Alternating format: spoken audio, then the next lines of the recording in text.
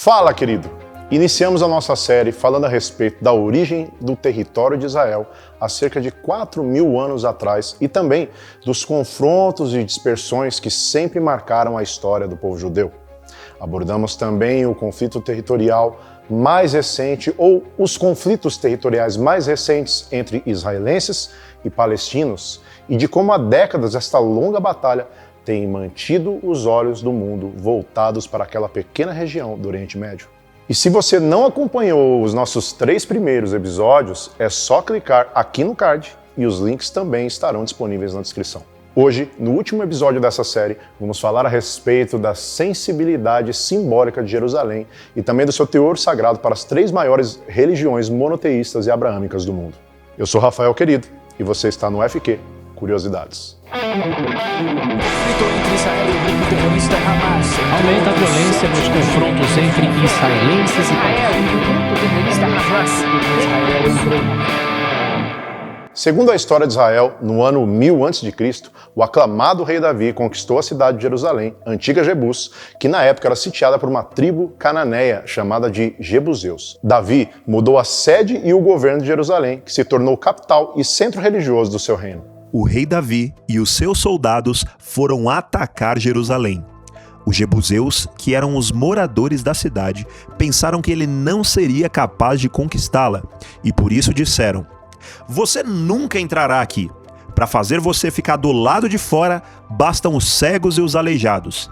Mas Davi tomou a fortaleza de Sião e ela passou a ser chamada de Cidade de Davi. Esta é a cidade que Deus nos deu para morar. Jebus agora é nossa e será chamada Jerusalém. Após muitos anos da conquista, com a morte do rei Davi, o termo Sião passou a se referir ao Monte de Jerusalém, o Monte Sião, onde foi construído o Templo de Salomão.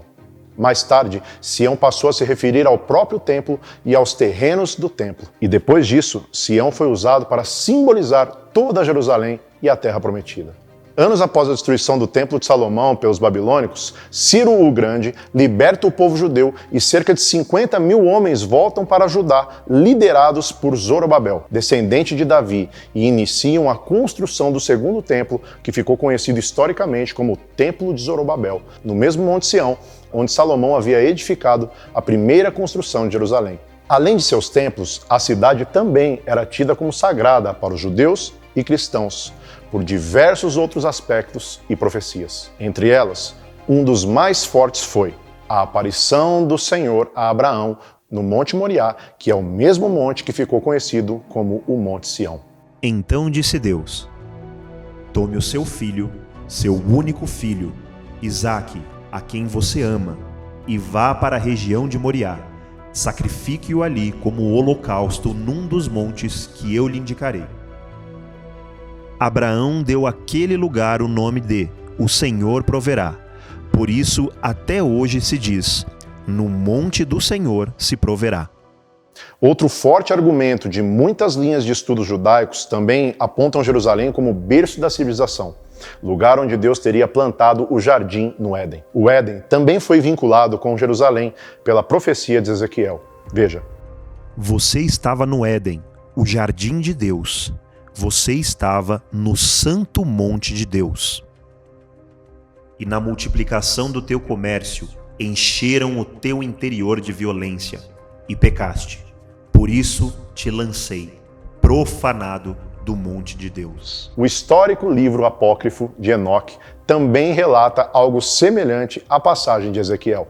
Observe: "E dali eu passei acima dos picos daquele monte, a alguma distância para o leste, e fui sobre o mar da Eritreia. E quando eu havia avançado para longe, além dele, passei ao longo, acima do anjo Zateel, e cheguei ao jardim da justiça. Neste jardim eu vi outras árvores, as quais eram numerosas e grandes e floresciam ali. Então o santo Rafael, um anjo que estava comigo, respondeu e disse: Esta é a árvore do conhecimento, da qual vosso antigo pai e vossa antiga mãe comeram, os quais foram antes de ti, e que, obtendo conhecimento de seus olhos, e sendo abertos, e descobrindo que estavam nus, foram expulsos do jardim."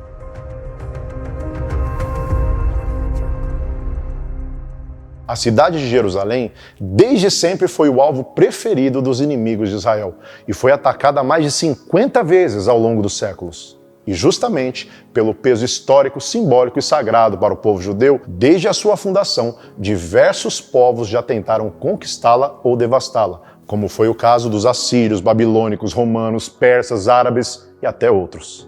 Atualmente, ainda há uma disputa ferrenha entre Israel e Palestino, ou israelenses e palestinos, por Jerusalém, que continuamente é palco de confronto entre os dois povos, como já dissemos. A cidade é santa para os judeus e também é santa para os muçulmanos, e também para os cristãos. Desde 1967, após a Guerra dos 6 Dias, Israel reivindicou a soberania total sobre a parte oriental de Jerusalém. Aliás, o resumo dessa guerra está aqui, no nosso segundo vídeo. Israel venceu 9 exércitos e avançou as suas tropas para a parte de Jerusalém oriental, que estava até então sob o domínio da Cisjordânia. A ONU se pronunciou dizendo que a anexação de Israel e de Jerusalém Oriental por parte de Israel era nula e sem efeito. Desde então, o povo palestino também reivindica Jerusalém como capital do seu futuro Estado. Aliás, como falamos no nosso terceiro vídeo.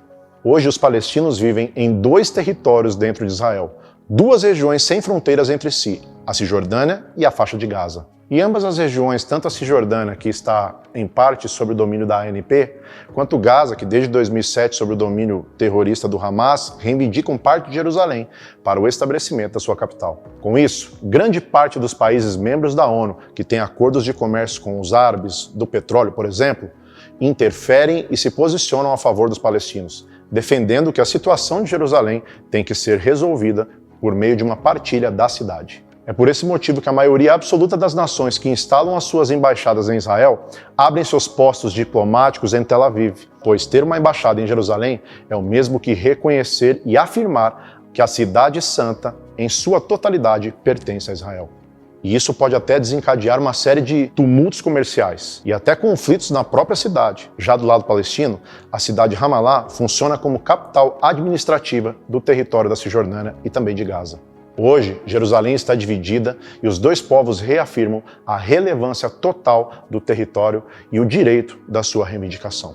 Do outro lado, as religiões também destacam a importância dos pontos históricos, o que reforça ainda mais a disputa. Vamos ver os locais mais sagrados. Na Cidade Velha fica a Igreja do Santo Sepulcro, onde teoricamente Jesus teria sido crucificado e sepultado, e é o lugar mais sagrado para os cristãos católicos. No lugar onde Jesus foi crucificado, havia um jardim, e no jardim, um sepulcro novo, onde ninguém jamais fora colocado. Temos também o famoso Monte Sião, ou Monte Moriá, que também é mundialmente conhecido como Monte do Templo. Por conta dos templos de Salomão e de Zorobabel, abriga hoje a mesquita de Al-Aqsa, juntamente com o Domo da Rocha, onde, teoricamente, segundo a tradição islâmica, Maomé teria ascendido aos céus, fazendo desta região, para os muçulmanos, o terceiro lugar mais sagrado do mundo, depois de Meca e de Medina. Fala, querido! Estamos de frente com o Muro das Lamentações, ali onde está o Domo da Rocha. Vou mostrar para vocês aí.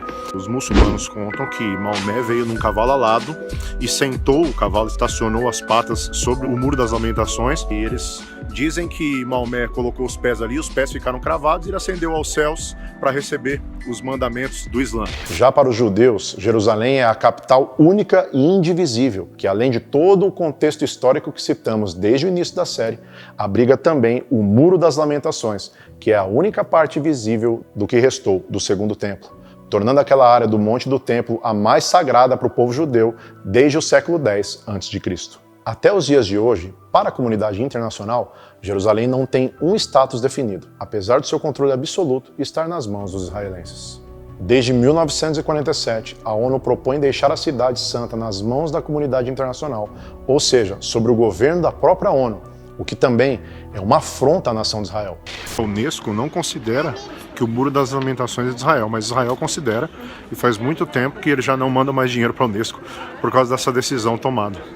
E os muçulmanos acreditam que o Muro das Lamentações, eles dão o nome do cavalo de Maomé para o Muro das Lamentações. Em 2017, uma notícia fez o clima esquentar novamente. A decisão do então presidente Donald Trump em reconhecer Jerusalém como a capital de Israel, transferindo a embaixada norte-americana para a Cidade Santa. A decisão intensificou a boa relação dos Estados Unidos da América e Israel, fazendo assim com que o Hamas retraísse os ataques periódicos a Israel por medo das represálias ou retaliações americanas. O governo brasileiro de Jair Bolsonaro chegou a comentar a possível mudança de sua embaixada para Jerusalém, mas por hora o posto diplomático brasileiro continua em Tel Aviv. O que é dito por muitas nações do mundo é que Jerusalém é a chave para os confrontos entre israelenses e palestinos e que uma repartição legal entre as cidades seria o ponto final para décadas de conflitos e selaria o acordo de paz. Eis que farei de Jerusalém uma taça que embriague todos os povos ao seu redor, e também Judá, durante o cerco contra Jerusalém. Naquele dia farei de Jerusalém uma pedra pesada para todos os povos. Todos os que tentarem movê-la serão gravemente feridos. Todas as nações da terra se reunirão para combatê-la. E quando disserem paz e segurança, então de repente a destruição virá sobre eles, como dores à mulher grávida, e de modo nenhum escaparão.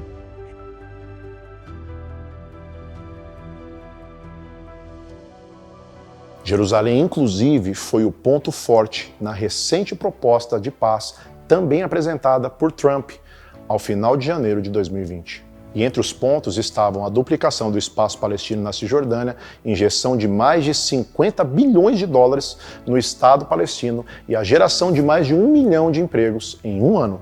O acordo foi aceito pelo primeiro-ministro Benjamin Netanyahu e previa concessões das duas partes. Mas os líderes palestinos rejeitaram o tratado por razões políticas. É importante frisar que desde 2006 não há eleições para a troca de liderança na Palestina. Ou seja, a Autoridade Nacional Palestina se tornou uma verdadeira ditadura. E todo o período que antecede as votações é marcado por algum tipo de golpe que impede que as eleições aconteçam, mantendo assim a mesma liderança por mais de uma década e meia. Recentemente, em maio de 2021, a resposta da polícia israelense a uma agressão palestina a jovens israelenses foi novamente o estopim para o início de uma nova guerra. O grupo terrorista do Hamas, quase imediatamente após a saída do governo Trump, voltou a praticar atos terroristas contra Israel, lançando mais de 4.000 mísseis contra a nação israelense em menos de 10 dias. A desculpa dos ataques por parte do Hamas teria sido a tentativa de Israel em fazer o despejo das famílias árabes de um bairro fora dos muros da cidade velha chamado Sheikh Jarrah. Jerusalém também voltou a ser foco do mundo, um dia após o acordo do cessar-fogo entre Hamas e as forças israelenses. Cidadãos árabes atacaram a polícia israelense no Monte do Templo, porém, o que acontece é que o domínio militar da área ainda é totalmente de Israel. Em suma, Jerusalém, sem dúvida alguma, é a cidade que tem o status territorial mais problemático do mundo. E a única solução, segundo a opinião de diversos países, seria a partilha da cidade, o que não parece ser, por hora, uma alternativa. Mas pode sim mudar a qualquer instante. E a partilha virá com um acordo que vai resultar em paz em Israel, nem que seja por um curto período de tempo. O que é certo é que um reconciliador, com autoridade e com uma ótima proposta, terá que aparecer para selar este acordo que certamente terá um impacto mundial. Esse governante, pois, com sagacidade, firmará com muitas nações um pacto que durará 7 anos, mas na metade do tempo ele ordenará o fim do sacrifício e das ofertas de manjares.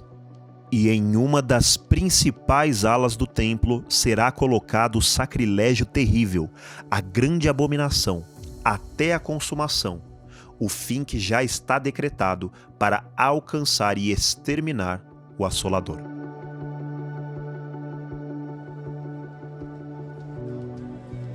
E assim, chegamos ao fim dessa série de vídeos. E se você gostou desse formato, você pode deixar sugestões para os próximos vídeos aqui nos comentários. Você também pode nos ajudar repassando essa série para a sua rede de contatos e para todos aqueles que você ama. Ah, não se esqueça de deixar o seu like e acionar as notificações, ok? Deus te abençoe. Falou, querido!